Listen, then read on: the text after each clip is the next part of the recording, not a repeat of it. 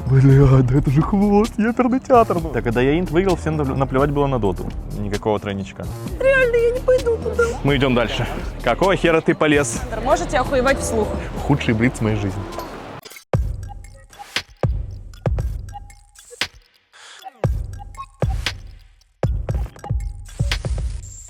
Всем привет, друзья! Это первый выпуск нового сезона «Миссис Марпл». Чтобы вы понимали, насколько мы сейчас с вами находимся в прошлом, вчера закончился инт. И меня настолько начала съедать тоска по моим любимым украинским деятелям киберспорта, что я просто не смогла отказать себе в удовольствии снять выпуск с этим героем прямо сейчас, пока мы все не разъехались по отпускам.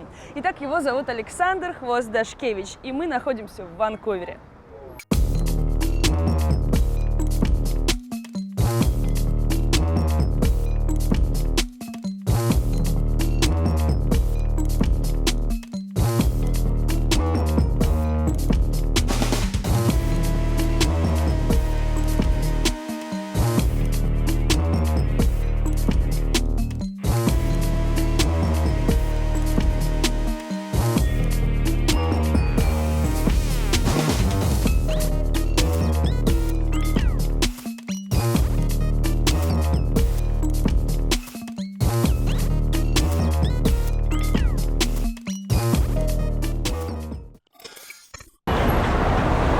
Александр, Мария. вы уже по всем любимой традиции заранее с микрофоном совершенно случайно со мной встретились. Да. Я так с утра встаю, прежде чем зубы почистить, сразу надеваю микрофон, и все начинается. Ты слушай, вы за время своего путешествия с мейнкастом, мне кажется, так и жили. Да, привычка сформировалась, потому что там с самого утра к тебе приходили, и до ночи тебя терроризировали этими всеми съемками, поездками и так далее. Ну что, Александр, было бы глупо не спросить тебя о том, как же тебе International. International, да, классный.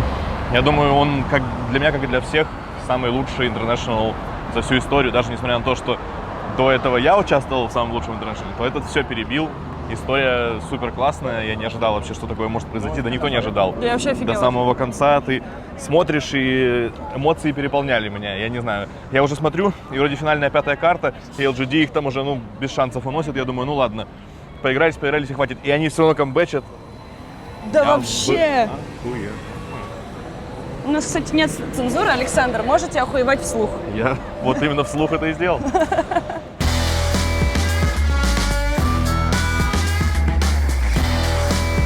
Наше увлекательное путешествие по Ванкуверу с Александром начинается с пит-стопа на хот-доге.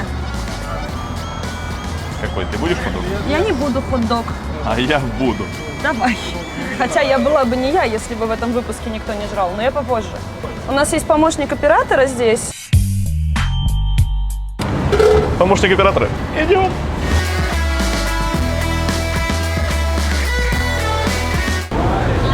Двуха моя. Ух, пошел. Вкус пошел. Что с тобой? Не работает. А Сашка уже ухрюкался.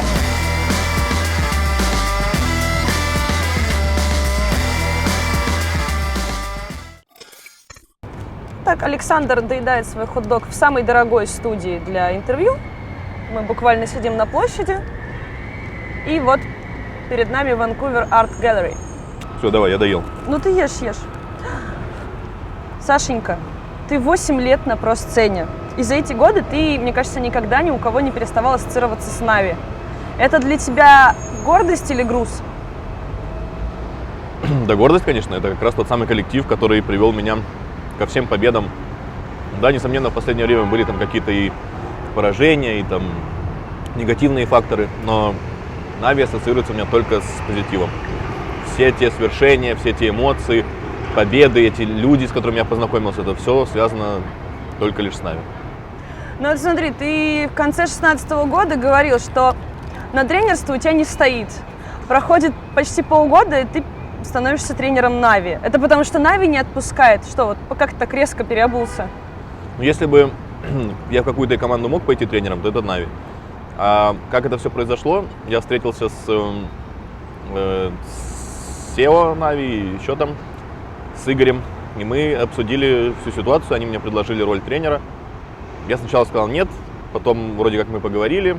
И пришел я тому выводу, что да, почему бы и нет, можно попробовать. Плюс там были какие-то привилегии, скажем так, в наборе состава и так далее. Но в итоге все мы знаем, как это все закончилось. Очень многие замечали, отмечали, и мне даже самой казалось, что ты в Нави, когда начал тренировать, больше занимался психологией, моральной составляющей. Но на самом деле что ты там делал? Ну, прежде всего, да, психологически настраивал людей, потому что некоторые из них нестабильны и очень легко их вывести из себя. Вот. Были много конфликтных моментов, и приходилось как-то с этим справляться. Когда люди в хорошем настроении приходят, то они готовы учиться или хотя бы слушать, да, если это не обучение, а просто дружеская беседа и обсуждение того, как мы будем строить дальше свой драфт или же игру, то кто-то может слушать и прислушиваться, кто-то может сидеть в телефоне, кто-то может пытаться улучшиться, да, и как-то обсуждать свои косяки, кто-то может сказать, что да нет, я красавчик и забить. И тех людей хватает в тех составах, которые были. Да. Я много раз замечала, что на турнирах, ты тренер, понятно, ты проводишь время с командой, но когда начинается такое время отдыха, свободное время, ты реально очень много времени проводил всегда с ВП, с нами. Это вызвано тем, что Нави состав, вот тот, который с тобой был, они не тусовые, не такие общительные, не такие веселые, или почему? Почему так? Или тебе комфортнее с ВП время проводить свободное? Ну, во-первых, какие-то можно узнать секреты у Virtus.pro и стратегии и так далее, и как это все работает у них. Вот. Поэтому команда лучше, само собой, они могут что-то рассказать, на какие-то ошибки указать и так далее. Поэтому скорее так. Ну и плюс ребята хорошие, я всегда рад с ними встретиться. А мы можем максимум собраться на ужин. И не то чтобы в этом не было моей вины, наверняка я должен был их вытягивать из кровати, но я не привык так делать. То есть я сказал человеку раз, два, три, через его не хочу. Но если он сам этого не понимает, и когда уже серьезная беседа наступает, то ничего не изменится. Люди в основном, по моим наблюдениям, особенно молодежь нынешняя, пока ты не скажешь, тебя кикают. Все, ты кикнут, пока. Он не задумается ни о чем. Он будет дальше себе сидеть на своем комфортном стуле и наслаждаться тем, что у него есть, да. И он не будет импровиться, только может какую-то видимость создать, а по факту все будет опять так же безнадежно. И вот я уже, ладно бы это был единичный пример, но несколько раз было такое, что ты говоришь человеку, все, мы тебе раз, два, три предупредили тебя, ничего не получается, ты кикнут. Да ребята, как же, я же, и потом, да, он понимает, что, боже, меня кикнули, а теперь что же я буду делать? Вот так это все работает, к сожалению. В какой момент ты сам перестал верить в состав, вот в текущий? Не перестал я, хотя, наверное, после супермейджора перед квалами уже какие-то были у меня, было понимание того. Началось все рушиться с того момента, как ушел Роджер с Акбаром, и, да, появился новый состав. Вот вначале был Леброн, в которого не все верили, и был Лил, который, кроме как интриг и неразберихи, в команду ничего не принес, к сожалению.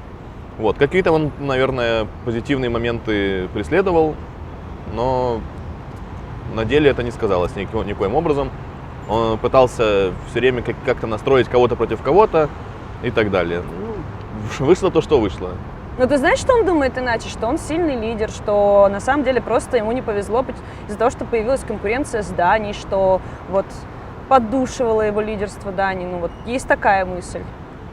Ты как на это смотришь? Лил и сильный лидер – это вот прям антонимы до глубины души. Вот все, что я тебе могу сказать. Чуть только будет малейший какой-то удар, его не станет. Ни как лидера, ни как человека, ни как игрока. У тебя есть одна суперспособность. Ты великолепно вписываешься вообще куда угодно. В любую движуху ты прекрасно вписываешься. Как ты вписался в Анжи? Это было с подачи Мэг и Занозина, или как-то в этом поучаствовали? Да, они меня свели с Анжи. Вот там я познакомился с потрясающими людьми, с которыми до сих пор общаюсь. Вот это, я не буду их имен называть. Это был киберспортивный якобы отдел Анжи, который взаимодействовал с футболом только с точки зрения того, там, финансирования и каких-то общих планов. Ну, предложили хорошие условия, вот, да и, в принципе, играть я тогда был еще готов. Насобирали вроде их состав неплохой, ну, как мне тогда казалось, но потом сразу же начали сталкиваться с проблемой, и я понял для себя, что не вся молодежь сейчас... Скорее всего, они своеобразные люди, и я, возможно, хочу их представлять по-другому и хочу видеть дотера другим. И поэтому вот у нас какие-то размолвки есть. А так-то, ну вот, да, там ребята какой-то No Fear. Приехал на International, да, занял там хорошее место, добрался сюда. И хотя вот, ну, он один из самых ярких примеров вот этой молодежи, которая безбашенная, там, делает что угодно, не понимает, что ты им говоришь, и сам не понимает, что он говорит. Вот. Да, само собой, все растут, все меняются, даже Санька этот No Fear изменился. Но для меня тогда это были люди, с которыми я не мог проводить время. Возможно, потому что я старый уже, возможно, потому что у них совсем другие интересы, но это было так. Поэтому спустя 2 месяца мы разошлись, а потом, к сожалению, оказалось, когда я уходил, я не знал об этом, оказалось, что Анжи всех их обманули, и там половине не заплатили деньги и так далее. Ну и кто это был и как это все произошло, я не знаю. Ну вот, факт остается фактом. Мне было очень... Ну и мне, соответственно, Тебе последнюю тоже, да, зарплату... не заплатили? Да, не выплатили.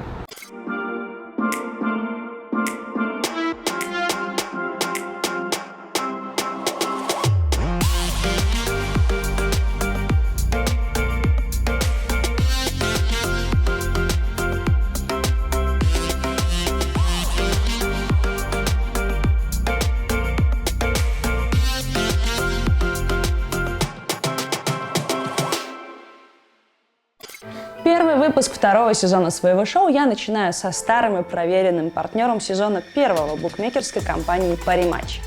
Возможно, вы не знали, но эта компания существует с 1994 года. Эта компания ставит киберспорт в один уровень со спортом, и эта же компания является партнером Virtus.pro, что для меня и для поклонников киберспорта немаловажно. Помните, что для того, чтобы ставить на киберспорт, вам должно быть больше 18 лет, ну и самое главное, это делать ставки умом, а не сердцем. Так надежнее. Ссылки на мобильные приложения БК Parimatch, как всегда, в описании к этому видео, так же, как и бонус на первый депозит. Кстати, для своих клиентов Parimatch разыграл $50 000 во время инта и мейджора по контре дополнительно к выигрышам на ставках. Неплохо, правда? Вот такие у меня партнеры. И еще раз, ссылки в описании. Не теряйте времени, котики. Мы переместились в роскошную локацию, чтобы поговорить о роскошной Сашкиной жизни. У тебя всегда очень породистые, если можно так сказать, девушки. Это принцип такой, только с инстаняшками встречаться? Но это мое наблюдение такое. Породистые. Надеюсь, они этого не услышат. Так это в хорошем смысле. Ну, как тебе сказать, породистые бывают лошади, а девушки, они индивидуальны. Не, ну так говорят иногда, вот у девушки чувствуется порода вот во внешности. Слава богу, я так не говорю. Ну, да нет, так вот получается, общаемся, нравимся друг другу, и что-то получается. Не выбираю исключительно по внешности. Но тем не менее, можно почти, хорошо, не буду говорить там сколько, каких, но можно подвести под один стандарт. Высокая, спортивная, стройная, длинные волосы, великолепные черты лица. Такая прям вот в основном всегда шикарная картинка. Ну, это разве минус? Так нет, но типа я не наблюдала рядом с тобой просто вот земной женщины какой-то, обычной, знаешь.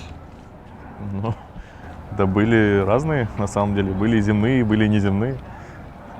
Раз на раз не приходится. Но есть все какой-то стандарт вот для тебя красоты, что типа вот это обязательно должно быть? Нет. Очень важно, чтобы девушка не курила и желательно поменьше материлась, а все остальное можно воспитать. Когда ты в последний раз признавался в любви?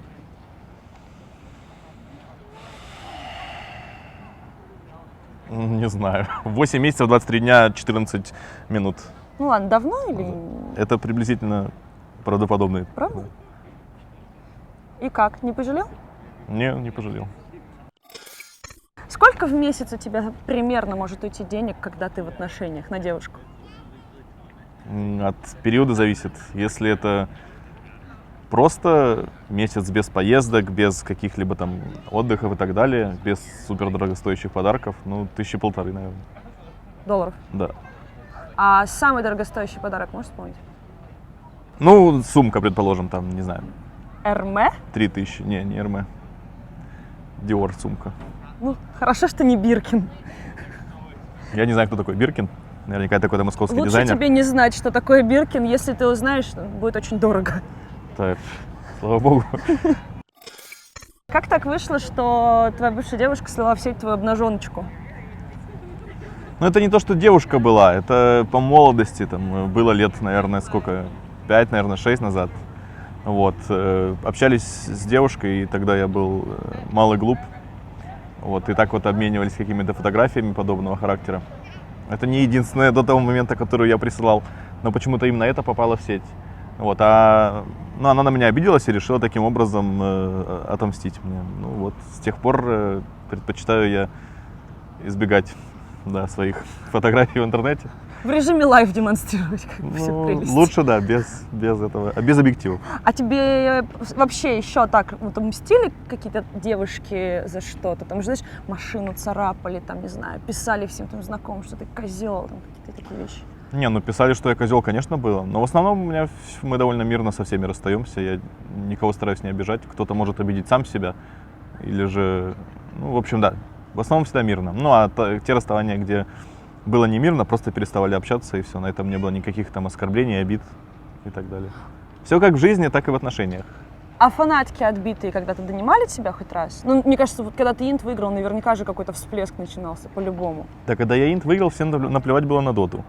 Ну, тоже верно. Это было Вот, да, спустя там 2-3 года уже, когда индустрия начала развиваться, и девочки понимали, ну, девочки это именно вот отбитые фанатки. Это не люди, которые видят в тебе человека или пытаются с этой точки зрения рассмотреть тебя, а видят, что, бля, да это же хвост, оперный театр. Ну, это в какой-то степени со мной связано, но больше это там вот с Дэнди, допустим, да, там, когда бегают за ним, ну, там, все кто угодно.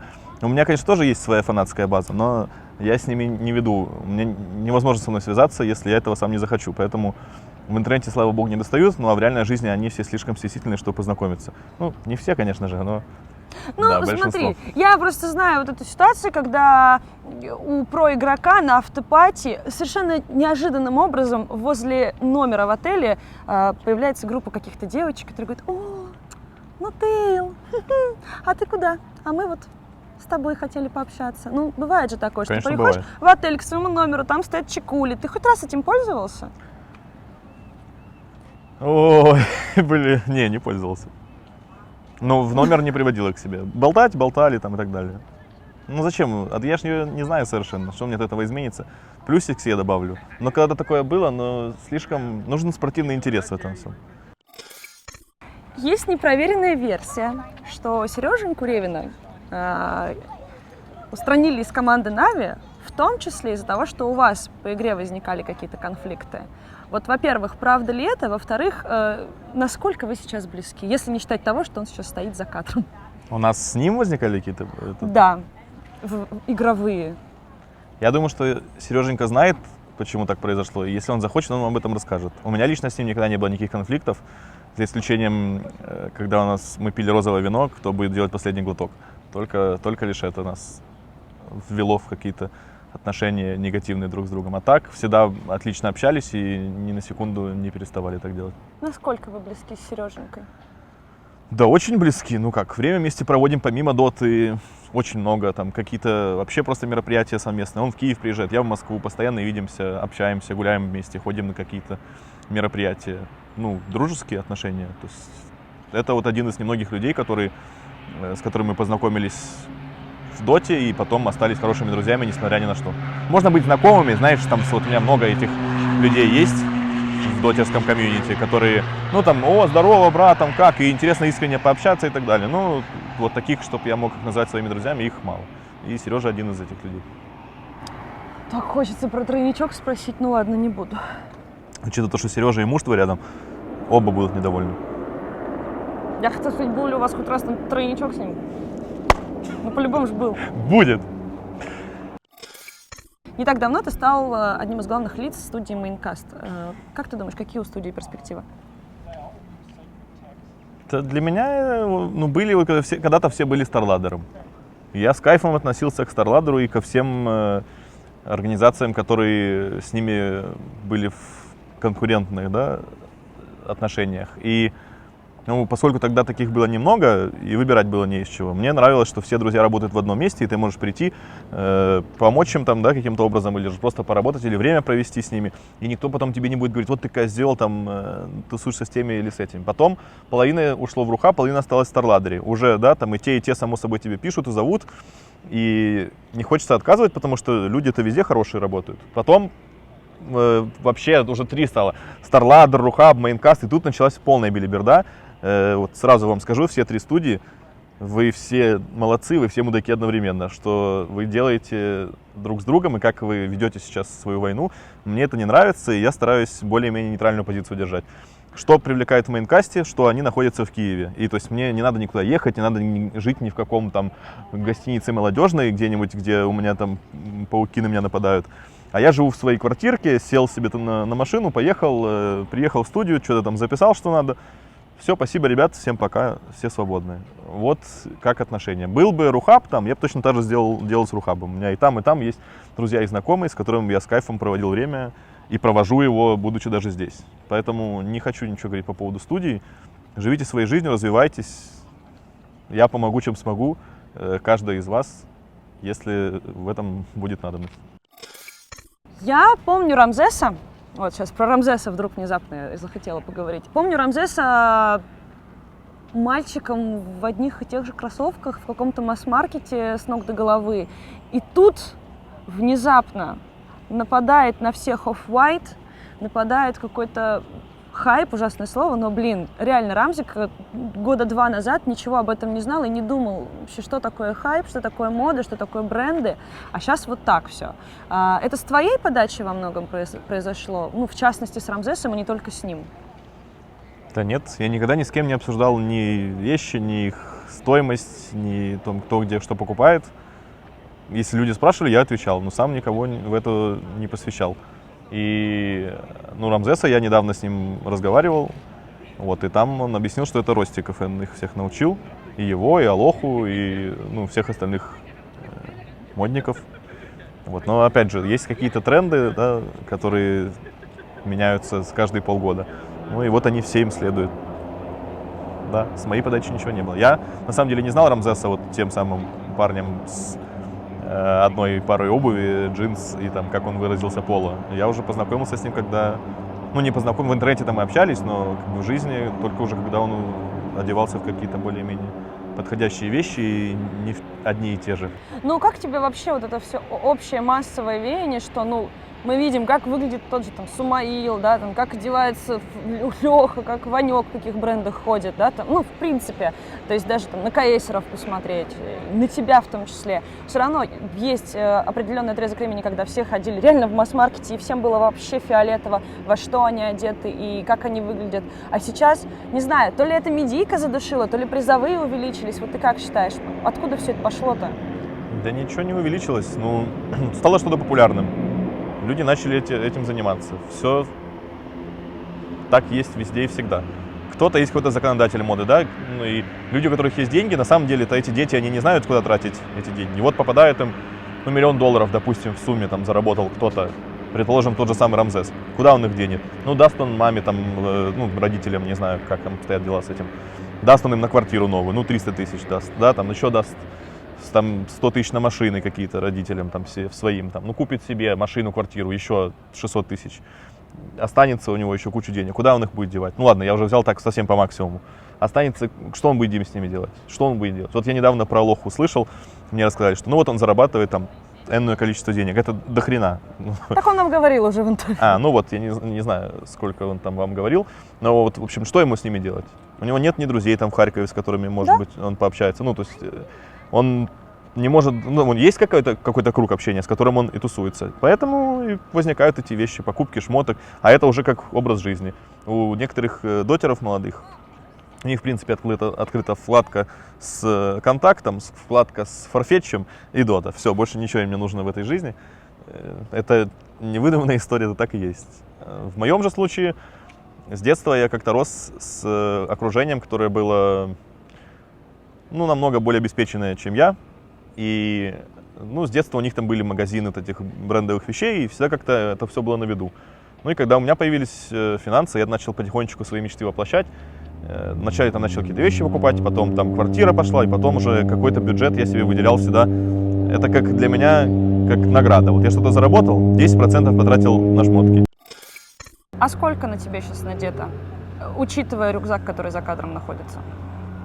Ну, сейчас это прогулочные, самые бедные вещи. Самые бедные вещи по версии Александра Дашкевича. Рюкзак сколько стоит? Ну, где-то 2200, а может быть и дороже чуть-чуть. Ну, я в канадских покупал. Угу. 2200 канадских долларов, примерно. Нет, так. 3200 канадских долларов, 2400 примерно американских. Угу. Это у нас Off-White. Да.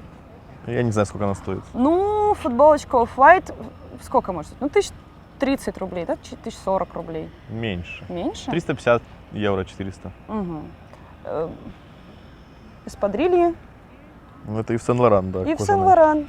Вот, хорошо. И штанишки? А штанишки H&M 12 долларов. Вот тут ты молодец. Тут молодец, все, хорошо. А у тебя есть свой байер? Не. Я один раз связывался с ним, как раз с тем самым, который Рамзесу, и, там, и Фену, и другим ребятам покупает. И, ну, в общем, не сошлись мы в понимании того, что нужно. Я хотел очень обувь заказать. В итоге той, которая нужна, не нашли, а я думал, что у них какие-то есть связи, а по сути все, что они делают, я могу и сам провернуть. То есть ты идешь в магазин? Ну, не идет, договаривается там какие-то, есть же теневые продажи и так далее, люди, которые стоят за новинками в магазины, и потом они ее перепродают там втридорога. И, ну, я думал, что есть такие какие-то, действительно, как, знаешь, как это называется, Black Internet, Ну да. вот, так и здесь. Но ничего такого нет, возможно, просто, ну, так вышло, я решил, что все-таки я всю жизнь все сам себе покупал, и не будет это исключением. Последний вопрос про шмотки, просто не могу не задать. Но самая дорогая вещь, которую ты сам себе покупал вот из одежды или из аксессуаров? Туфли за 2700. Что за туфли? Дольче Габбана. Это даже не туфли, это как берцы такие. У меня никогда не было дорогих классических вещей, я никогда не стремился к этому. Ну, мне, слава богу, не надо ходить в костюмах, только на аналитике. Но там можно надеть обычный пиджачок, любую рубашку, потому что в обычной жизни я этого не ношу. И ремень Дольче Габбана, который в столике отражается. Это не ремень, это футболка. Это футболочка была, мы наслаждались ей весь эфир. Так кто виноват им? Я им сказал, посадите меня так, чтобы было все красиво. Все было красиво, как оказалось. Как у тебя сейчас с доходами и на чем в основном ты зарабатываешь? Ну, можно не называть цифры и объемы, но просто вот что приносит тебе основной заработок? Нормально все с доходами. Приносит тренерская работа, Twitch, YouTube. Угу. Ну и сейчас запускается еще один проект, но пока не запустился, мы о нем помолчим. Ну, с мейнкастом все будет. Не. Нет. Я вообще никак не связан с мейнкастом. Вот разъясни, люди не в курсе. Если у меня где-то приписка есть мейнкаст или что, или как-то какой-то контракт есть, то я думаю, они бы давно сделали об этом анонс громадный, что вот у них новый член организации. Дела веду только потому, что эта идея была очень классная. Я полетел на саммит, и после этого у меня был выбор возвращаться в Киев на 2 недели, или около того, или же поехать по Америке, да. Они мне написали, мне эта идея очень понравилась. Во-первых, я не люблю перелеты, во-вторых, посмотреть Америку хотелось. Посмотрел, спасибо, достаточно. Вот. И, идея была очень крутая. Единственное, что мы ее не реализовали совсем так, как я хотел бы, и как все хотели бы, но первый блин комом. Ну, конечно, в целом получилось довольно прикольно. Хорошо. Побухать или дунуть? Я вообще курить не люблю, поэтому лучше выпить в хорошей компании. Да. Тройничок с моделями или метод любимый? Никакого тройничка. Ты романтик? Конечно. До глубины души. Разве не видно по мне? О, милашка. Мы сейчас пойдем на мост подвесной, который шатается. Я не в восторге от этой идеи. И я тоже. Ну да, вот так, в общем. Но придется. Когда то есть накорила, тот пидор. Кто умрет первым, это будет Мария, а вторым умрет Сергей Антонович. Вот что ты Третьим делаешь, погибнет Иван Демкин, а четвертым, так уж и быть, я. Неприятно. Саш, Все, держись. еще раз ты так сделаешь? И будет драка? Нет, Женя знает, что бывает в таких случаях. Будете откачивать меня втроем тут. Типа факер будет смотреть, как мы тебя откачиваем? Или...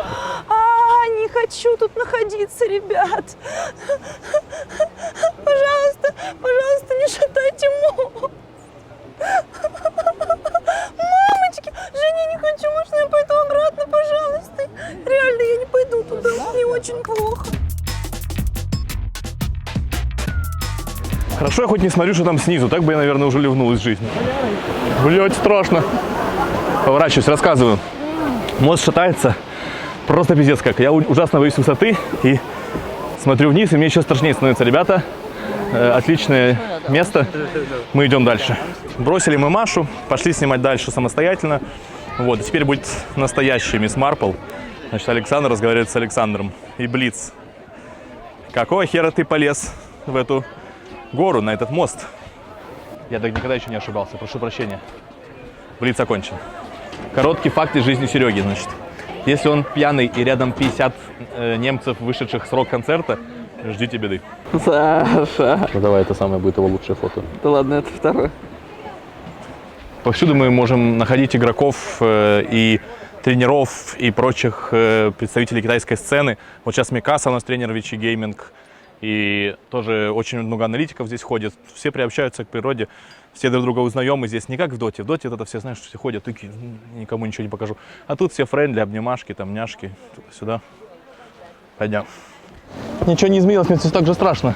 Мария, Мария, Мария.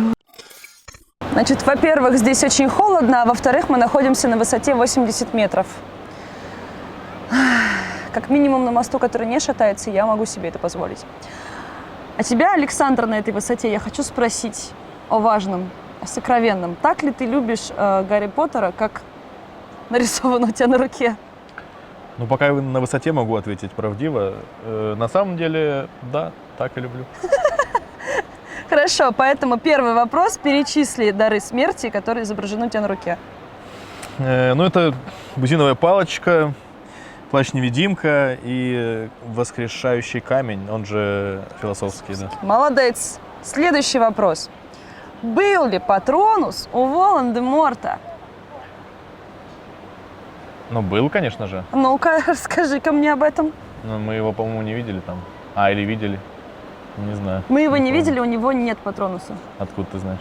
Я знаю, я составляла, я готовилась к этой викторине. То есть там было прям точное указание, что у Волан-де-Морта не было Патронуса. Ну, прям не было у него Патронуса. Но Что такое у Патронус? каждого волшебника Это есть... светлые воспоминания. Да. Так Откуда у него? Были. Но когда он, например, людей убивал толпами, это же для него светлые воспоминания.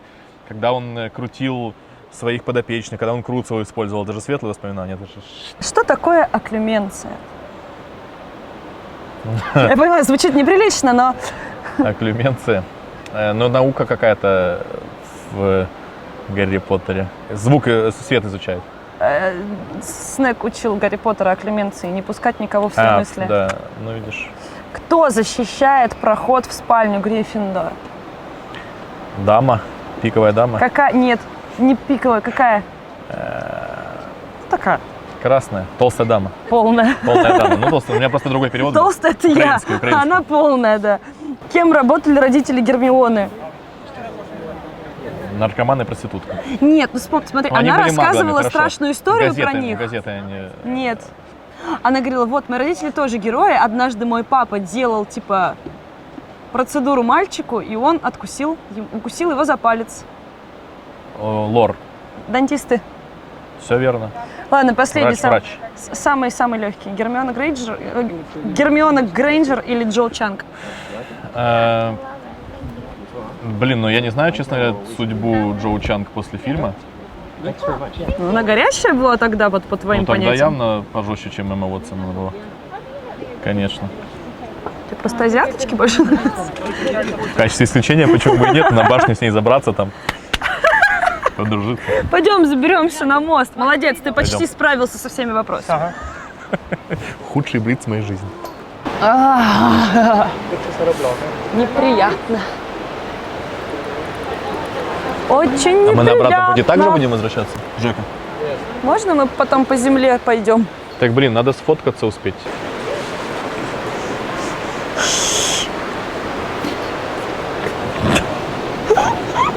Неприятный мост, сука. Дай бог здоровья. Это Тот- тоже Тот неприятный. похуже был. Очень неприятно. Я прочитала, что, короче, глубина этого каньона 4 тираннозавра или по плечи статуи свободы.